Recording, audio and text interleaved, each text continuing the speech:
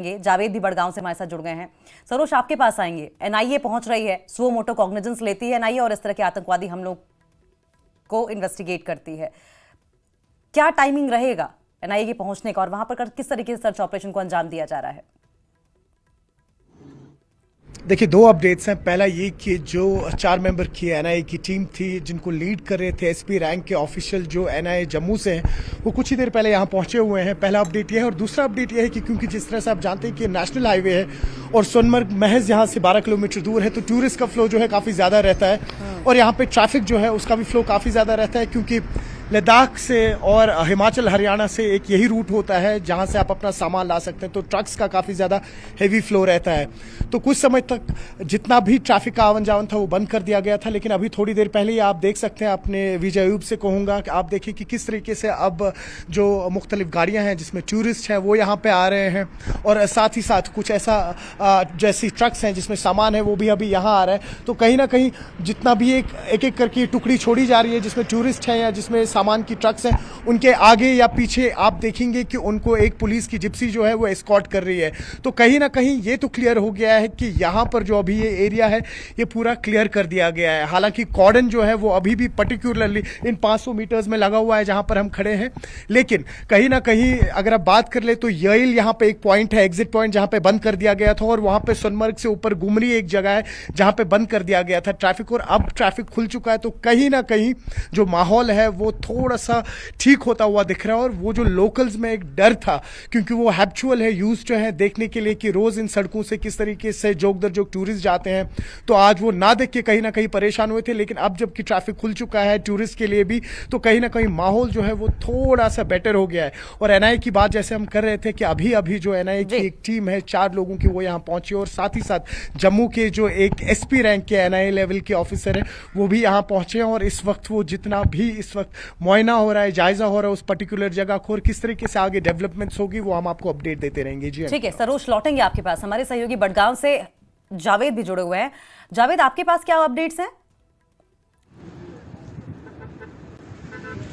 जी बिल्कुल, मैं अभी गगनगिर एरिया में ही हूँ जहाँ पे ये हादसा पेश आया था कल, और यहाँ से थोड़ी दूरी के बाद वो इलाका है जहाँ पे कल आतंकी हमला हुआ था और जिसमें 7 लोगों की जानें गई है और 5 और लोग जख्मी हुए थे। यहाँ पे हमें आगे जाने की इजाज़त नहीं दी जा रही है, लेकिन अभी मैं आपको ये बता दूँ कि यहाँ पे जो कॉर्डन एंड सर्च ऑपरेशन है वो जारी है।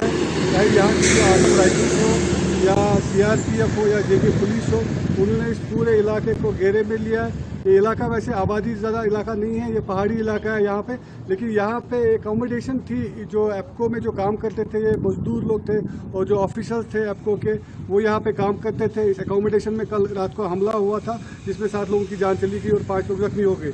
और जो 5 लोग जख्मी हो गए वो भी अस्पताल में है, श्रीनगर के हॉस्पिटल में है, वहाँ पर उनका इलाज मुआवजा हो रहा है। और सिक्योरिटी फोर्सेस का अभी जो घेरा किया है, इन्होंने यहाँ पे तलाशी अभियान चला। उनकी कोशिश रहेगी कि जो आतंकवादी इसमें मुलव्वस थे उनको दर लिया जाए। जी ठीक है जावेद, एक बार हम समीर का भी रुख कर लेंगे। समीर, क्या अब भी डिजीज का परिवार आपके साथ मौजूद है? और है तो जरा जो महिलाएं आपके साथ मौजूद हैं उनसे बात कीजिए और ये जानिए कि अब वो भारत सरकार से, भारत की सेना से क्या उम्मीद रखती हैं। देखिए, उनकी वाइफ जो है, हालांकि वो ऊपर कमरे में थी, लेकिन मैं कोशिश करूंगा उनसे बात करने के लिए, लेकिन वो करेंगी बात मेरे से नहीं। वो अभी कोशिश तो ज़रूर करेंगे। देखिए, उनका बच्ची है एक जो वहाँ पे बैठी है, जो रो रही है, वो आप देख सकते हैं तस्वीरों में।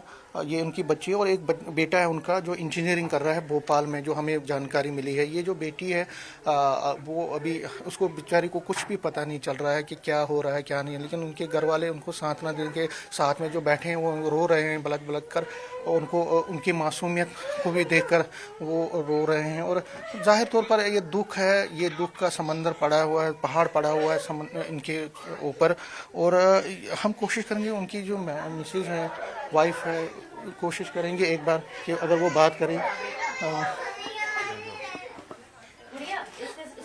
मैम, आपके दुख के साथ हम हैं, आपका दुख जो पड़ा है, लेकिन मीडिया के थ्रू हम चाहते हैं कि लोगों को पता चले कि आखिर क्या हुआ है। आपके दुख के साथ हम हैं। कब पता चला आपको? आपको कितनी बार बता दिया, कितनी बार पूछोगे एक ही बार बार पूछ रहे हो। आप क्या चाहते हैं सरकार से? सब मैं नहीं कुछ कह रही हूँ। सरकार से क्या चाहते हैं? देखिए समीर उनसे बात करने समीर की ये कोशिश बहुत करिए, कठिन बात घड़ी है करने की। महिला के लिए, देखिए, उनके ये पति देखिए, को उन्होंने गंवा दिया है।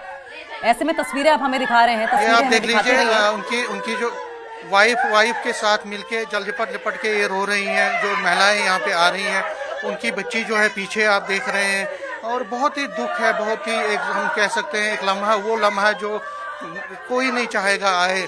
देखिए करवा चौथ का एक त्यौहार, खुशियां हर तरफ होती हैं, लेकिन इसी बीच इनको खबर आती है कि उनका अपना नहीं है। उनकी बीवी और उनके बच्चियों पे सबसे ज़्यादा गुजरी है, सबसे ज़्यादा दुख का पहाड़ इन पे गुजर गया है।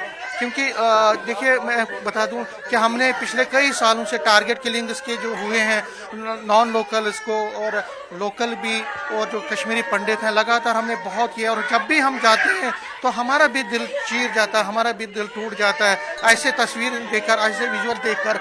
ये देखिए आप, उनकी बीवी, हालांकि सांत्वना देने की उनको कोशिश की जा रही है, उनको एक तरह से दिलासा दिया जा रहा है, लेकिन दुख का पहाड़ इतना है कि वो संभल नहीं पा रहा है। वो बहुत ही ज़्यादा है, और कोशिश हम करेंगे दोबारा, क्योंकि अभी उनका बहुत ज़्यादा दुख पड़ा हुआ है। मतलब हम ये कह सकते हैं कि अभी बहुत सारे लोग आ रहे हैं, और देखिए उनकी बेटी है, वो भी अब बहुत ज़्यादा रो ठीक है, रही है। ये बहुत मुश्किल घड़ी है समीर, आप नजर बनाए रखें। और इस दुख तकलीफ की घड़ी में हम उम्मीद कर रहे हैं कि ये जो आंसू हैं वो प्रशासन तक, सरकार तक पहुंचेंगे, और जैसा कि गृह मंत्री और साथ साथ मनोज सिन्हा की ओर से कहा गया है कि इसका बदला लेंगे। ये तस्वीरें आपकी टीवी स्क्रीन पर आप देख रहे हैं, ये छोटी सी मासूम बच्ची, ये उस शशि की घर की है, उन्हीं की बच्ची है ये। आपने उनकी पत्नी की तस्वीरें देखी, उनके हाथों में मेहंदी लगी हुई है। यकीन मानिए 3 से 4 दिन में मेहंदी उतरनी शुरू होती है। ये लालिमा जो मेहंदी की है वो रह रहकर शशि के ना होने की उनकी पत्नी को याद दिलाती रहेगी। और ज़्यादा कचोटेगी ये मेहंदी, ये श्रृंगार जो उन्होंने कल किया था इस इंतज़ार में कि शाम को पति घर वापस आएगा, उनकी लंबी उम्र की कामना करेंगी। लेकिन ना पति घर आया, और उस उम्र का तो कहना ही क्या जिस उम्र के लिए पूजा पाठ की जा रही थी, शख्स ही दुनिया से चला गया। रह रहकर हर एक लम्हा करवा चौथ पर महिलाएं इंतजार करती हैं अपने पति के चांद निकलने की। एक एक मिनट भारी पड़ता है, एक एक सेकंड भारी पड़ता है कि शाम को व्रत खोलें, चांद देखकर भगवान से ये प्रार्थना करें कि मेरे पति की उम्र लंबी हो। पतियां ये चाहती हैं कि ये दुआ करें कि उनकी भी उम्र उनके पति को लग जाए। एक एक घड़ी इंतजार करने के बाद जब पति ना आए बल्कि पति की मौत की खबर आए तो अंदाजा लगाइए, यकीन मानिए इंसान जिंदा होकर भी मर चुका होता है। कुछ इस तरह के हालात इनके दिखाई दे रहे हैं। हमारे